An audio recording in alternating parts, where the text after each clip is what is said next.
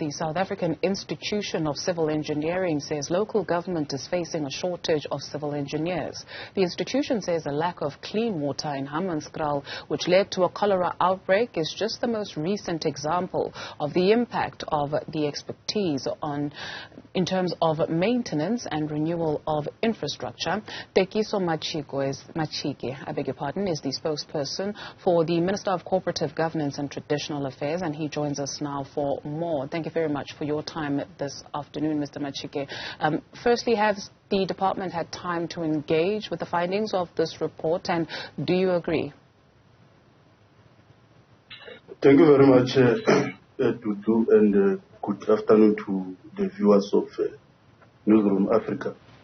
Yes, of course, there are a number of reports and literature which points to the challenges that have besieged the local government, municipalities in particular, with respect to civil engineering and capacity to manage and maintain the municipal infrastructure for service delivery. I think that's the first point that I want to make. And preceding to that, there's a lot of observations by which were made by the department through its local government report of 2021, and it was reviewed in 2022. It also confirmed the shortage of capacity for municipal infrastructure management.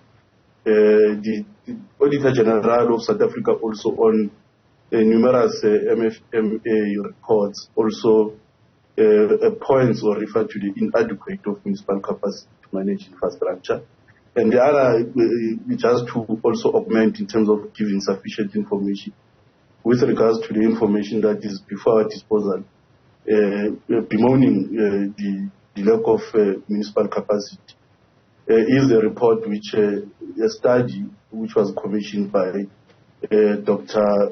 Lawless in 2015, the study titled Numbers and Needs. It also points to the lack of capacity within municipalities to manage infrastructure.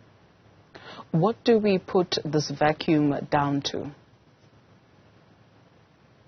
Well, you will appreciate the fact that the Department of Cooperative Governance has got a component called Municipal Infrastructure Support Agent, MISA, which after the realization that there is a perpetual perennial crisis in terms of beefing up municipal capacity with qualified engineers, it has developed a bespoke program, a bespoke technical bursary scheme program called Young Graduate Program, where it assists young engineering and professional graduates to actually qualify in the sector and deploy them to various municipalities which are plunged into in-house capacity crisis around the country.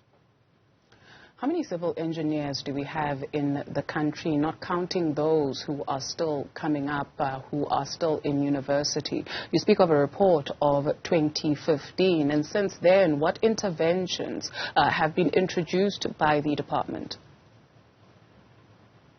Yes, this actually goes back to the point that I've just made now, that the department, through the Municipal Infrastructure Support Agent, they have that technical bursary scheme program, and people have been qualifying and they've been getting deployed to various municipalities where there are shortages of skill, particularly in-house engineering capacity skills. However, also we have to make a point that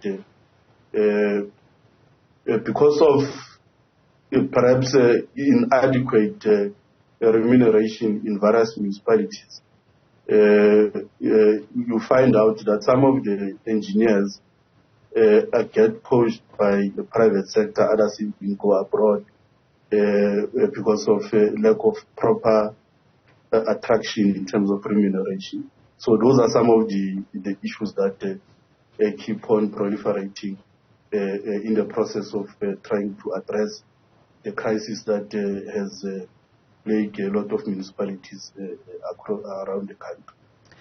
I can also actually articulate a point that just last year we lost two young qualified engineers which were poached by international companies abroad. So those are some of the issues that the municipalities are grappling with.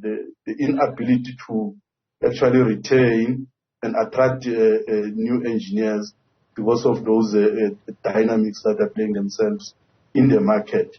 Those are basically most of the issues that affect the municipalities to have professionally registered and qualified engineers in-house. Well, some of them that they have, by the way, they are not registered with professional bodies like your Engineering Council of South Africa and others. So we are actually in a very tight a situation of trying to save municipalities, and on the other hand, we get decimated by the fact that some of the private sector companies do take poach some of the engineers that were training, and that obviously. If you'd allow me, please, to join you for the purpose of time, is it safe to say, when you say you're in a tight spot, to say that the situation rather is critical? And so what interventions have been introduced, especially to make salaries competitive, when you take a look, or more so when you take a look at the collapsing infrastructure in some of the municipalities that has not been maintained? Yes, the department does intervene where there is a crisis of maintenance of critical infrastructure of the municipalities.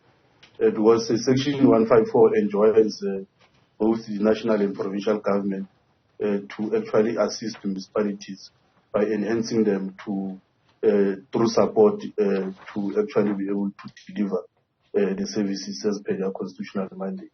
And we have been sending support, technical support throughout the country where there are crises through the municipal infrastructure support agent interventions, because they are the agent of a component of government, of the department, that from time to time, when there are crises in different municipalities across the country, we actually, through them, intervene and assist municipalities to enable them to deliver services and maintain the infrastructure that is critical for service delivery.